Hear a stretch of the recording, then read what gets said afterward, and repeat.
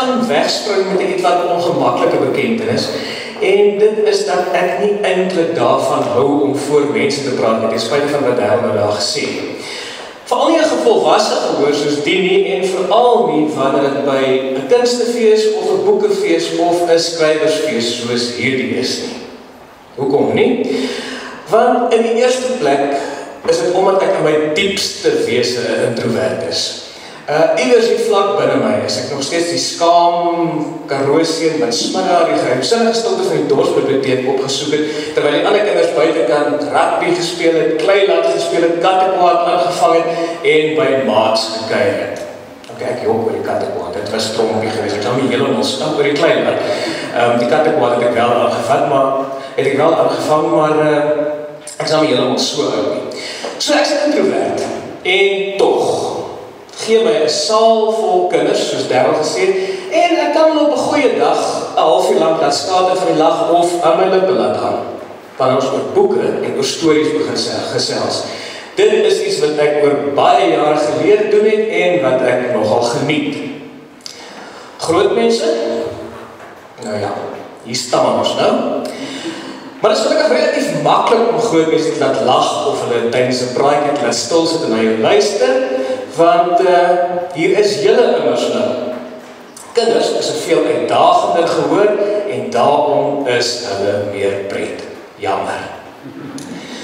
Maar op 'n ernstige noot, dalk is my ongemak ten diepste gewortel in die wese van die genre waarin ek skryf, naamlik die kinder- en jeugliteratuur.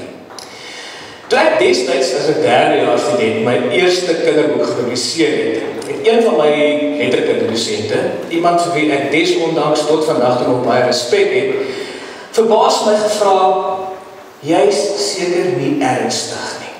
Is daar iets vir boeke wat jy nog gaan uitgee? Is dit omdat jy Mammon gaan dien? Jy's seker nie ernstig nie. Dit was aanvanklik vir my 'n teregwysing wat jarelang by my gespook het. Selfs terwyl ek besig was op my voete algaande in die wêreld van die kinder- en jeugboek te vind en hierdie genre al hoe meer te begin geniet. Ek het natuurlik ook vinnig na my eerste intieme check uitgevind dat daar baie makliker maniere is om Mammon te dien as dit wel is wat jy in gedagte het. Maar dit dan maar daar gelaat. Maar daardie teregwysing het in my agterkop iewers vinger geswaai. Elke keer as ek gevra is om by 'n kongres te praat, of 'n volwasse gehoor toe te spreek, of my stem op 'n, kom ons sê maar, meer akademiese platform te laat hoor. Of kom ons sê 'n ernstige platform te laat hoor. Jy is seker nie ernstig nie. Dit is een van die redes waarom ek oor die jare al so dikwels nee gesê het vir uitnodigings om by kunstefeeste of skryfskole op te tree of lesings aan te bied. Want ek is nie ernstig genoeg nie en dit wat ek doen is nie ernstig genoeg nie.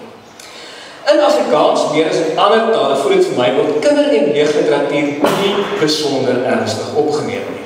En ongelukkig toenemend so in hierdie dae van koerante wat verdwyn en resensieruimte wat krimp, soos wat Isak nou oor gepraat het.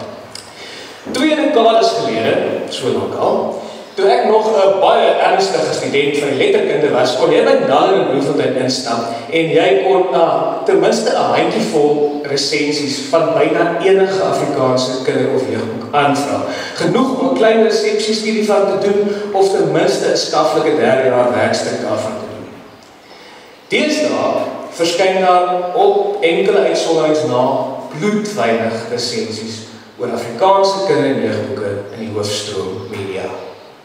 Waar kenners op die gebied van die Afrikaanse kinder- en jeugliteratuur soos Thomas van der Walt, Betsy van der Westhuizen, Wile Marita Snyman, vroeger jare nog besprekings van kinder- en jeugboeke gedoen het, deeglike besprekings, waar hulle boek se meriete kon beoordeel en iets sê oor die plek daarvan binne die groter landskap van die plaaslike en internasionale kinderboektoneel. Volstaan boekeblaaie, indien daar wel deesdae nog 'n bespreking van 'n kinder- of jeugboek geplaas word, deesdae al te dikwels met kort lofprysings, wat min of meer sê hoe oulikies alles is, en haai, die prentjies is mooi, en ai, die kindertjies gaan dit nou geniet. En ons het daar oulike boekies in Afrikaans. As jy my die mure wil uitdryf, dan praat jy van 'n kinderboek as 'n boekie. Vir daai kind wat besig is om daai boek te lees, vir daai kind wat pas weer lees, is dit nie 'n boekie nie, dit is 'n boek. Dis die eerste boek wat jy dalk op jou eie baas maak. En die oomblik as jy van 'n boekie praat, dat jy daai kind se hele leeservaring gering geskat. As jy kleinkinders of peetkinders het, of ten minste net self op wat hy 'n kind was, is jy skynbaar goed genoeg gekwalifiseer om 'n boek in die genre met gesag te resenseer. Ek het die afgelope paar jaar geliewe begin neem daarmee, dat van my boeke eers behoorlik geresenseer word, wanneer dit in Engels, Nederlands of Italiaans verskyn. Dan verskyn daar 'n soort resensies wat vroeër jare van 'n kinderleesboek in Afrikaans sou verskyn. Dis 'n jammer, en dat verstaan my mooi. Oor die belangrikheid van kinderleesliteratuur het ek oor die jare wel baie ernstig geword. Om vir kinders te skryf is 'n plesier, dis 'n voorreg, maar is ook 'n taak wat ek met groot erns en met groot respek beheer. Die belangrikste ding wat ek oor die jare met my uitgewer Mimi Du Plessis geleer het, is dat jy altyd jou jong leser moet respekteer. En dit doen jy deur jou storie en jou karakters te respekteer. Mimi is in my oor die onbesondere heldin van die Afrikaanse kinder- en jeugboek. En sy die Afrikaanse kinder- en jeugboek het sy destyds prekerige potvol winter tot nuwe lesergerigte hoogtes gevoer en sy het 'n leesrevolusie bewerkstellig deur boeke na kinders toe te vat. Dis die rede waarom ek oor die jare by letterlik by skole met letterlik honderde duisende kinders gepraat het.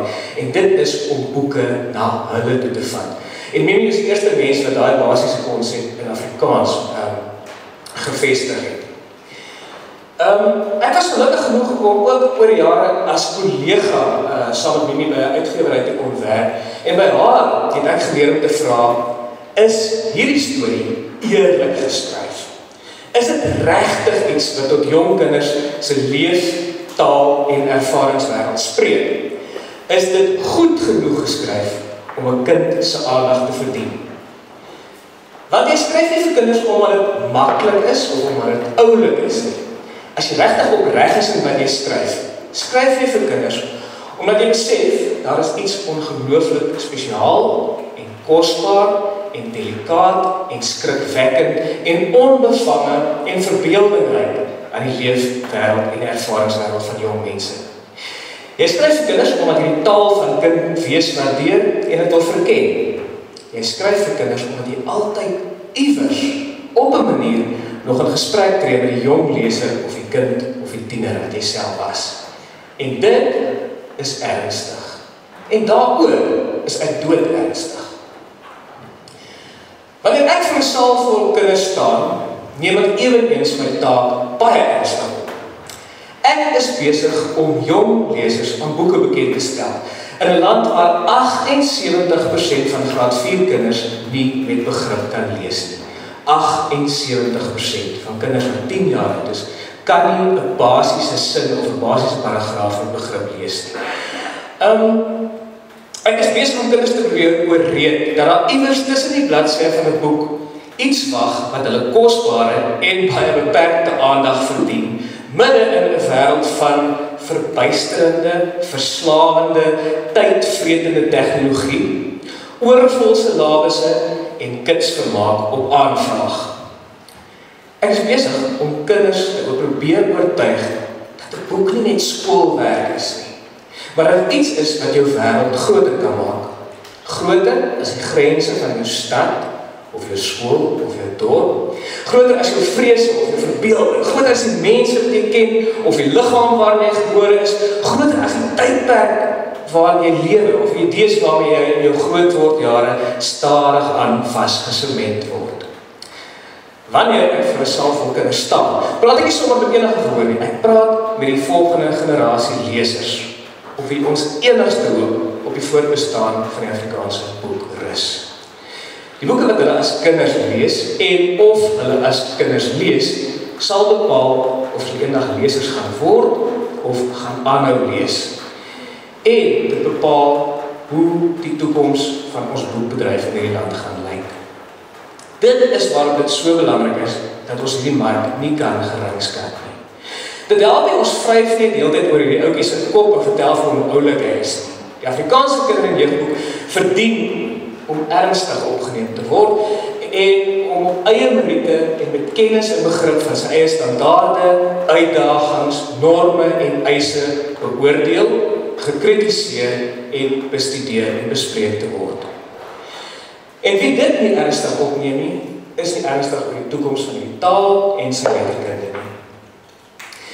Dit is 'n genre wat verdien om nie net in die kollig te wees wanneer iemand iets sensasioneels daaroor kwytraak of wanneer daar 'n boek met 'n sensasionele tema verskyn. Hoe lyk die gehalte van ons Afrikaanse kinder- en jeugboeke deesdae? Kan ons meeding met die oorseese mark? Wat maak ons Afrikaanse kinderboekmark, wat ek Isak net gesê het, wat goed verkoop, maar wat maak daardie boek uniek, of daardie mark uniek? Ontwikkel ons genoeg nuwe, diverse stemme in hierdie mark? Wat is die spesifieke eise van ons Suid-Afrikaanse kinderboekmark, gegee ons unieke uitdagings, en hoe maak ons plaaslike boeke daarvoor voorsiening? Vra iemand nog hierdie vraag. Bestaan daar nog iets, en dis wat Isak ook net nog gevra het, soos behoorlike, akademiese, kritiese gesprekvoering oor kinder- en jeugboeke? Dames en here, as ons net nou gehoor het, die kritiese gesprek is besig om dood te gaan. In Afrikaans, wat die kinder- en jeugboekmark betref, voel dit vir my dit bestaan nie meer.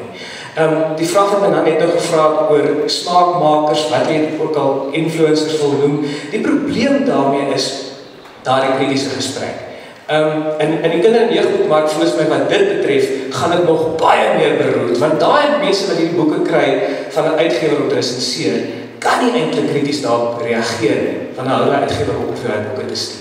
Jou enigste betaling wat jy kry, behalwe vir as jy op TikTok is en jy maak geld daardeur, is die gratis boeke wat jy kry. Die oomblik as jy krities is oor 'n uitgewer se boeke in ons bedryf, vermoed ek, word die kraantjie eenvoudig toegedraai en word vervolgend. Want dit gaan oor likes, dit gaan oor views, dit gaan oor al daai goed wat almal van julle ken. En die oomblik as jy daai kraantjie toedraai dan, of jy 'n resensie plaas, dan sê die uitgewer eenvoudig wel, ek stuur dit vir iemand wat meer positief daarop gaan reageer. En dit bring my terug by daai woorde. Jy is seker nie ernstig nie. Ek dink so al gaande oor meer as 2 dekades heen, met die skryf van bykans 300 boeke vir kinders en jong mense, het daai woorde in my kop verander. Dit het verander van 'n teregwysing in 'n soort bevryding. Jy is seker nie ernstig nie. Ja, ek is, soos ek reeds probeer verduidelik het, en nee, ek is nie. Ek is nie ernstig nie, en na baie jare voel dit of ek uiteindelik nie meer verskoning hoef te vra daarvoor nie. Ek dink as jy kyk na vyf titels van die boeke wat oor die jaar geskryf en gepubliseer het, is dit trouwens redelik duidelik dat my aanslag selde vreeslik ernstig was. My ouma is 'n rockster. Wiskunde gee my maagpyn. Moenie hierdie boek eet nie. Professor Fungus en die skrikwekkende Snotzilla. Dit is altyd lekker om snot voor kinders te sê, maar is nog lekkerder om voor groot mense te sê. Allergies vir skool en ek dink ek het 'n eier gelê. 'n bevrydende, belangrike ding wat die kinder- en jeugliteratuur my geleer het, is om myself nie te ernstig op te neem nie. As skrywer van boeke vir jong mense het ek myself jare gelede reeds 'n lisensie gegee om soveel pret as moontlik te hê en pas dan met ander mense af te dink. Daar's net een mening wat tel en dit is die mening van die lesers vir wie ek skryf. My enigste plig is teenoor die karakters oor wie ek skryf en die kinders vir wie ek skryf. Wanneer ek skryf ek vir die kind wat ek self was, wat spookstories verslind het en ek slap kon lag vir rympies oor oupa en ouma se op die stoel. Ons weet alles wat daar almal wat daar gebeur het. Ek skryf vir die tiener wat ek self was, wat op 'n goeie dag vir boom klim en die takke van 'n groot ou bloekom gaan skei as die uitdaging van 'n probleem ouerhuis te veel geword het vir jou. Of wat gevoel het jou wêreld stort in duie as die lewe jou suurlemoene gee en jou beste pel vry jou amper meisie af.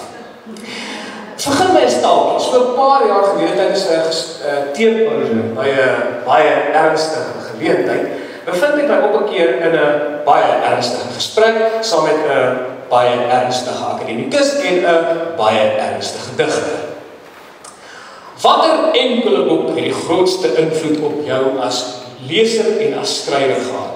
Vra een van my in 'n baie ernstige stemtoon uiteraard. Stephen King se It, antwoord ek. En in die baie ongemaklike stilte wat volg, waar hulle beleef hulle baie ernstige toebroodjies kou en dan hulle tee teug. Mense, my eerste Pennywise die nar wat iewers uit die riool die stormdrein van verleentheid verskyn het met daan afdryk, want in hulle gesigte kan ek sien, jy is seker nie ernstig nie. Maar ek val nie meer verskoning daarby nie. Stephen King is dood 'n geloofsgeskrywer van kinderboeke, maar hy is 'n besonder skerp waarnemer van kinders en hulle leefwêreld. En ek het ontsettend baie oor hom geleer, sedert ek as 9-jarige my eerste Stephen King boek gelees het. Ek is seker, ek was daardie soort 9-jarige en ek het daardie soort ouers gehad. Ek dink my nabetragting was dit waarskynlik van die meer verantwoordelike dinge wat my ouers gedoen het om by Stephen King te lees van 9 jaar. Dis vir jaar 23 jaar sedert my eerste kinderboek verskyn het. En ek dink, ek hoop ek het 'n paar dinge geleer. Oor myself, oor wat ek skryf, oor die redes waarom ek skryf, oor die mark wat ek skryf.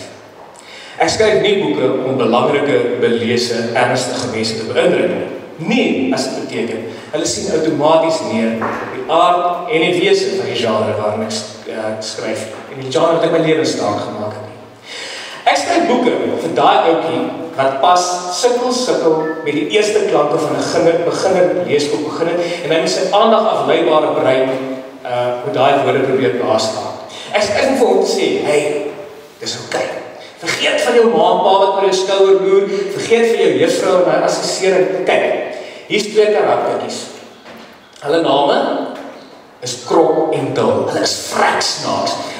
Dil is nie so mal oor lees, maar Krok is mal oor lees en ek weet jou, Krok gaan vir Dil oortuig die boeke breek. Kom, ek weet jy gaan die boek self lees, kom ons probeer. Ek skryf vir daai dogtertjie van perde of dansles neem. Ek skryf hom vir haar te sê, kyk, hierso is 'n hele reeks stories oor 'n dogtertjie net soos jy. Sy het 2 beste maats, daar's 'n boelie in haar klas wat baie na lewe van moeilik maak, maar sy maak allerlei slim planne. Kom man, ek weet jou, jy gaan hierdie boek geniet.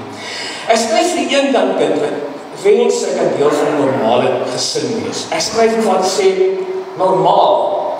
Wat is normaal? Kyk, hierso is 'n storie oor 'n meisie wie se ouers haar na 'n tennisraket genoem het. Dis is wat goed vir groot mense doen. Haar naam is Wilson Fourie. En Wilson is 'n tennisraket. Groot mense doen soms vreemde goed, maar okay, luister ek hier. Wat as Wilson iemand ontmoet wat selfs vreemder as homself is?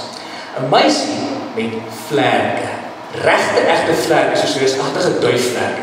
Haar 2 ma's toe sy klein was, het by 'n sirkus weggesmokkel en hulle steek haar al jare lank vir die wêreld weg.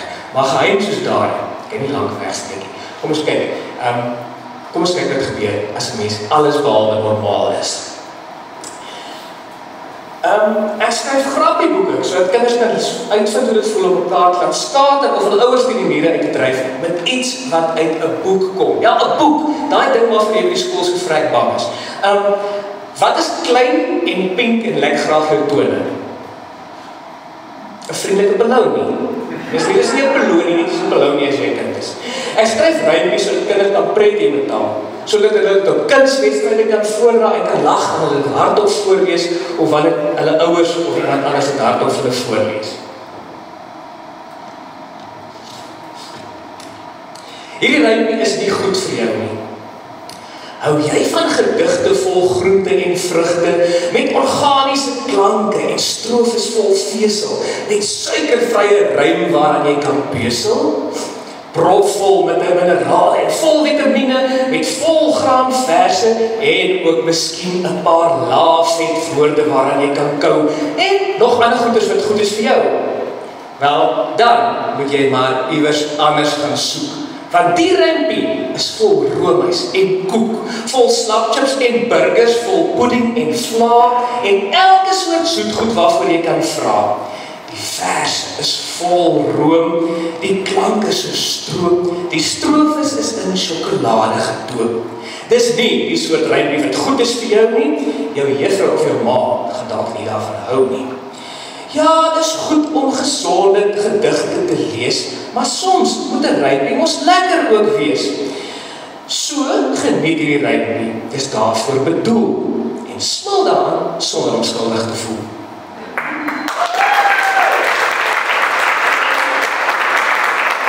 is wat ek skryf.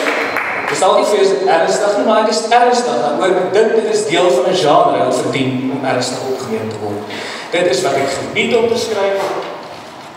Dit is wat ek aan mekaar gesit is om te skryf. Dit is my passie.